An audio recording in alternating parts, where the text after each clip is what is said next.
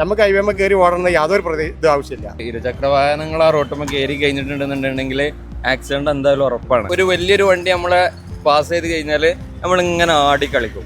നമുക്ക് ഏറ്റവും നല്ല സർവീസ് റോഡ് ഫ്രീ ആയി കിട്ടിയാൽ ഞങ്ങൾക്ക് അത്രയും ഇന്ധന ലാഭം മെയിൻ്റെനൻസ് ലാഭം ഒക്കെ കുറയും. ഡ്രൈവർമാരുടെ ബാക്കൊന്നും നോക്കൂല, സൈഡ് ഗ്ലാസ് നോക്കൂല, വെട്ടിച്ച് കയറും. അപ്പൊ മറ്റുള്ള വണ്ടിക്കാർക്ക് തടസ്സമാവും. മറ്റു ഡ്രൈവർമാരുണ്ട്, മാച്ച് വണ്ടിക്കാരൊക്കെ ഉണ്ട്. പക്ഷെ ഓട്ടോറിക്ഷക്കാർ ചെയ്യുന്നതാണ് തെറ്റാണ് എല്ലാവരും കാണുക. പുതിയ ദേശീയപാത വന്നതോട് കൂടിയിട്ട് നമുക്ക് പല സ്ഥലങ്ങളിലും പെട്ടെന്ന് എത്തിപ്പെടാൻ സാധിക്കുന്നുണ്ട് അല്ലേ? എന്നാൽ കഴിഞ്ഞ ദിവസം വന്നിട്ടുള്ള ഈ ഒരു ന്യൂസ് നിങ്ങൾ കണ്ടിട്ടുണ്ടാവുമല്ലോ അല്ലേ? അപ്പൊ ഇതിനെ കുറിച്ച് നാട്ടുകാരുടെ പ്രതികരണം എന്താന്നുള്ളത് നമുക്കൊന്ന് നോക്കിയാലോ. അതിനെ കുറിച്ച് പറയണത് നല്ലൊരു കാര്യമാണ്. അപ്പൊ അതിനോട് യോജിക്കുന്നില്ല. നമ്മൾക്കും പോണ്ടേ അതിൽ കൂടെ. അപ്പൊ അതുകൊണ്ടായിരിക്കും ആക്സിഡന്റ് കൂടുന്നുള്ളൊരു ഇതുകൊണ്ടായിരിക്കും.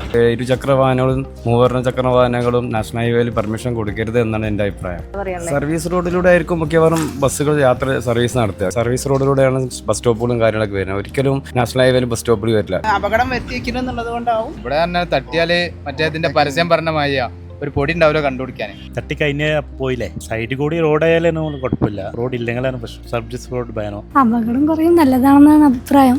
ബൈക്കിലാണല്ലോ കൂടുതൽ അപകടം ഉണ്ടാവുന്നത്. ഇല്ലാതിരിക്കുന്ന നല്ല അപകടങ്ങൾ കുറഞ്ഞു കിട്ടുന്നതാണ് സാധ്യത. ഏറ്റവും നല്ല കാര്യം തന്നെയാണ്. കാരണം വെച്ച് കഴിഞ്ഞാൽ ആക്സിഡന്റ് കൂടുതലായിരിക്കും. പലരുടെ അഭിപ്രായങ്ങൾ നമ്മൾ കേട്ടില്ലേ. നിങ്ങളുടെ അഭിപ്രായം എന്താന്നുള്ളത് താഴെ കമന്റ് ആക്കണേ.